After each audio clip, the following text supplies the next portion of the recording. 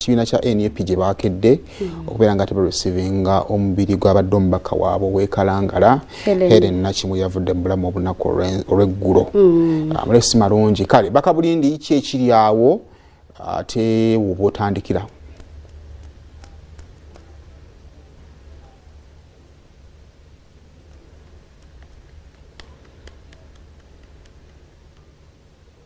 Webale nnyo muganda wange Simon ne mwanyinaze Heavens n'abatulaba ku BBS Telefina.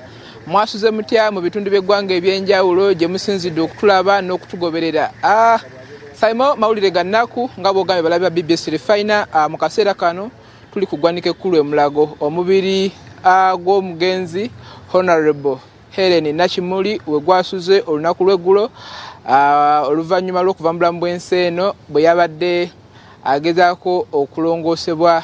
Tukitegedde nti ye kenyini ye yeetutte mu ddwaliro erya Alexandros Medical Center eriri awo ku luguudo lwa Golf Course, wabula nga ebyembi teyasobodde kwejjayo nga bwe yeetutte, basobodde kumugjayo ng'amaze okuva mu bulamu bw'ensi eno. Wano ku ggwanika ekkulu e Mulago, Simon atulaba ku BBS Telefina bwe tuli oluvannyuma lw'okuba nti ono yafudde akawungeezi k'olunaku lw'eggulo teyasobose abatwala eddwaliro lino tebasobodde kukola kwekebejja kuzuula kituufu ki kyamugye mu bulamu bw'ensi, bwe bati ne basaba ab'oluganda lwe kw'ossa ne bannakibiina kya NUP okugumiikiriza omusawo omukugu yabadde alina okwekebejja omulambo gwe okukakasa ekituufu oba okukola alipoota ennambulukufu ku ki ekividdeko omubaka ono okufa ajja olunaku lwaleero akole kye bayita postmortem. Era Simon atulaba ku BBS Telefina wetutuukidde wano tukitegedde nti olwedde abafamire bamaze okuyingira munda era nga n'omusawo yatuuse dda nga mu kaseera kano balindiridde alipoota entongole n'oluvannyuma bakwasibwe omulambo gw'omuntu waabwe. Simon, ababaka abamu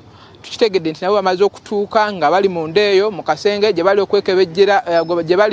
mu kwekebejjera omulambo n'okulindirira alipoota ekwata ku bulwadde obutuufu obwajje omubaka Helen Nakimuli mu bulamu bw'ensi eno, era ng'essaawa yonna bagenda kuvaayo. Okusinziira ku nsonda ezeesigika tukitegedde nti amangu ddala nga omulambo guno gumaze okufunibwa gugenda kutwalibwa ku ssaawa 6 mu disitulikiti y'e Kalangala omubaka ono gy'abadde akiikirira, n'oluvannyuma enteekateeka entongole zijja kuba zifulumizibwa, naye nga amangu ddala ng'avudde wano ng'omulambo gujjiddwa wano eno ku mokyale Mulago gugenda kutwalibwa mu disitulikiti ey'e Kalangala. Enteekateeka ennambulukufu ez'okwerekera Honorable Helen Nakimuli zijja kuba zitubuulirwa era tujja kuba tuzibatuusaako, era ensonga zonna tugenda kuba tuzigoberera. Simon, wano wendi ndiwo n'abamu ku mikwano gy'omubaka Helen Nakimuli banfanfe ababadde aboogera basiiba naye, twagala twogerekoko nabo batubuulire bo amawulire g'abasanzeewa era g'abasiza gati ababa basuze otya?